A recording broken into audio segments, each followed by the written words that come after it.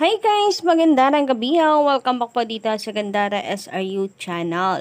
Andito na naman nga po ako, ang nag-iisa ninyong nagmamaganda na ka-digital guides upang maghatid sa inyo ng panibagong update and fresh happenings about po sa TVJ and mga balita na may kinalaman po sa Itbulaga. At ganoon na rin po sa loob at labas ng showbiz.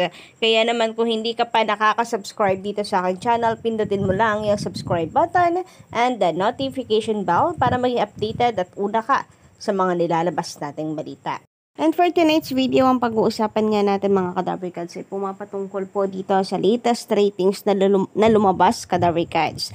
Mula po sa AGB Nielsen Nutam, ang source de umano na kung saan kalahati po ang lamang ng Showtime mula nang lumipat po sila sa GMA7 sa Itbulaga.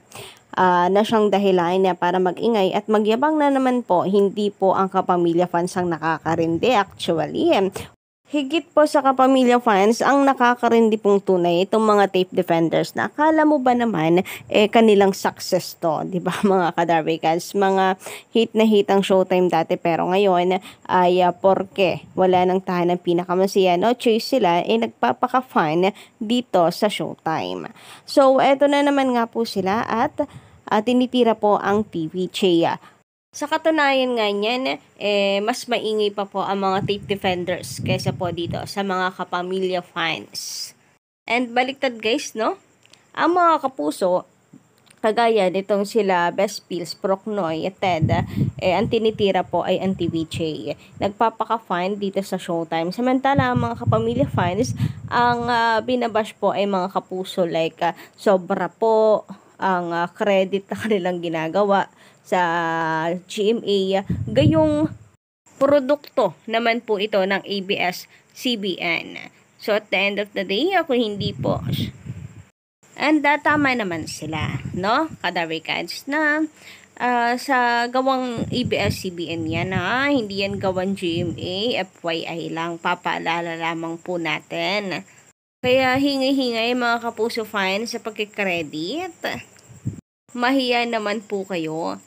So, ang scoreboard nga po natin ngayon, Kadaver Cards, yung dati pong labanan na witahan ng pinakamasiya before, hanggang sa mapasara po ito, meron pong 212 wins ang TVJ and 25 losses. Samantalang ang It's Showtime ay meron pong 19 wins lamang and then napakalaki po ng losses nila. 218. Pero ngayon dito sa bagong yugto, since ang It's Showtime ay lumipat na sa GMA, so tatlong panalo na po ang naipanalo nila and wala pa rin po sa Itbulaga. Dahilan na para itong si Best Pills ay mabuhayan ng dugo. Ito na naman siya, sabi dito, sabi ni Christy, hindi daw kaya pataubin ang EB. It's Showtime na nga, number 1. It's Showtime na ngayon na number 1. Nakakatawa naman ang tatlong ito. Anong hindi kayang pataobin ng It's Showtime ang Itbulaga? Ngayon nga, nilampaso na kayo. Yan ang bagay sa inyo. So, ito po kasi lumabas na ratings kaya ang ingay-ingay po niyan. Nitong di natin alam kung may sakit ba, Kadaver Cards. So, from AGB Nielsen umano na ratings, 8.7 tayo Kadaver Cards. So, ayan, makikita nyo, napaka transparent and patas po ng ating mga Kadaver Cards. So, mula po ito sa eto ang true na Facebook page. Pa-follow na lamang po niyan mga Kadaver Cards. Ang TVJ ay 4.3. So, kahit mas maliit po ang ratings natin kumpara dito sa 5 channel na gamit-gamit po ng Showtime, nakapost pa rin po yan sa kanila pong page kasi patas po sila. Unlike dito po sa iba, na kapag talo yung kanilang bias, hindi na po nagpo-post. So, April 8, ratings naman, nananatili na tayo po ay merong 4.3%. So, meaning hindi gumalaw, hindi bumaba at tumaas ang ating ratings, nananatiling 4.3%. Samantalang ang Showtime ay tila bumaba ng bahagya with 8.3%. Anyway, April 8 pala to, no? Yung kanina pala April 9, so baliktad. Anyway, ganun pa din naman kadabrikals, no? Line 4 and line 8 pa din po ang dalawang noontime, original noontime show. So, congratulations to both na muli pong naibabalik ang mainit na labanan ng Showtime and TVG. Ang difference lang po talaga ngayon is yung network nila. Samantala, para naman po sa kaalaman, at baka po hindi ito nalalaman ng mga tape defender, so ipapaalala lamang po natin. Mula po kay LM Entertainment, pa-follow po niyan guys, solid TVJ defenders yan, grabe yan. Maasahan nyo yan mga kadabrikal sa pagtatanggol sa TVJ. Kaya pa-follow na po niyan mga ka-legit dabrikal. So sabi dito, so ibinalik po niya yung kwento ng Itbulaga. Sabi ko naman sa inyo, yung mga ups and downs na yan po ay nagbibigay kulay sa kwento po ng Itbulaga. So makikita nga po natin dito sa isinare ni LM Entertainment na noong 1979 noontime battle, ang student canteen na karibal ng Itbulaga ay antaas po ng ratings, 57.6%. Hindi po nakapagtataka na ganyan po kataas kasi wala pa naman pong cellphone ngayon, di pa uso ang data. So talagang sa telebisyon nakatutok ang mga tao. So antaas no, 57.6%. Samantala, ang nagsisimula pong Itbulaga noong 1979 ay meron lamang 5.2%. Ito raw po ang mga araw na tambak ang Itbulaga sa early game. Pero tingnan nyo naman ngayon kung sino po ang nananatiling matatag sa ngayon at nananatiling nandito, kadabrikads and still running. Ang 5.2% na nilampaso po ng student canteen ang siyang nananatiling matatag at minamahal po nating patuloy hanggang sa ngayon. Ang Itbulaga na noon ay full entertainment na nag-upgrade po ngayon into public service na siyang magandang nangyari sa Itbulaga. Sabi naman dito ni Paul Herrera, nako napakarami pong tweet dito guys, grabe mag-ingay itong si Paul Herrera ngayon sa X. Nangangamoy hindi aabot ng 50 years daw ang Itbulaga. May pa-hashtag digital records pa. Anyway, karamihan po sa nababasa ko ngayon, lalo na sa post itong si Paul Herrera, ay hindi na daw aabot ng 50 years ang Itbulaga. Dahil nga sa ratings na lumabas po ngayon.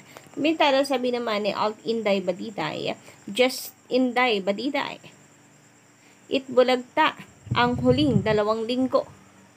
Charitable.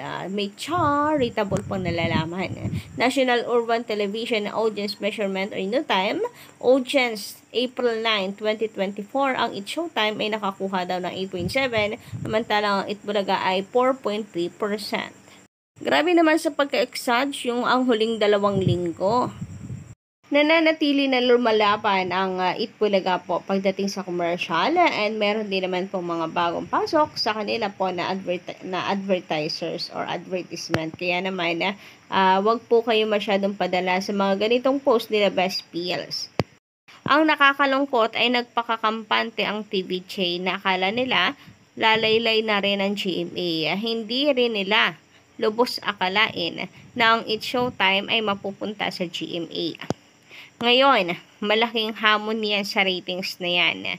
Kapag yan nagtuloy-tuloy ng 1 buwan o mahigit pa at palaging Showtime, pasensya na. Malabo nang makapag-celebrate ang EB ng 50 years. Kesa sa malugi ang mga production at mabaon sa utang, better to stop na lang. Ay wow, coming from them. Are they talking about the tahanang pinakamasaya and Tape Inc? Kasi parang sila po yung i-imagine ko dito sa bawat salitang sinasabi ni Best Pills. Sabi naman ni Kapuso Alliance fan page, Itbulagta yung GA. Itbulagta, aabot pa kaya ng 50th anniversary? Mukhang mas malabo pa sa Tubig Kanal, abutin ng golden anniversary ang noontime show ng TV5 dahil sa mga pinagdadaanan nilang kamalasan. Namomroblema na ang TVJ production sa finances since November last year. Pahirapan ang pagkuha nila ng mga artista at yung mga pasahod nila sa mga empleyado ay matumal na. Pati ang bagong channel ng RPTV ay hindi nakakatulong sa pag-angat ng naturang show. Nalaman ng mga taong bayan at netizens ang nangyayari at nagaganap ngayon sa pamumuno ng Media Quest at TVJ Production at agad binalikan ang nangyari sa Tape Inc.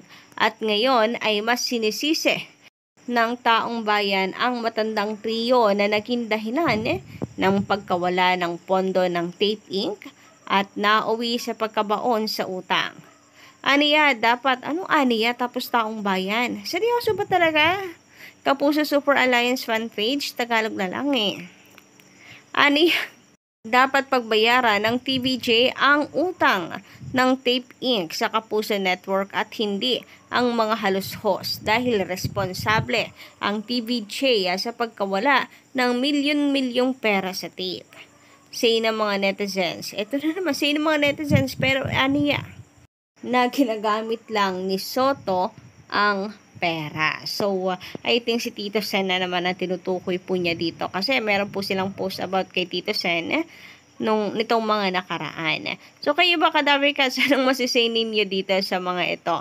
Na pa-comment ka lang po dyan sa baba and don't forget to click the subscribe button and notification bell for more updates.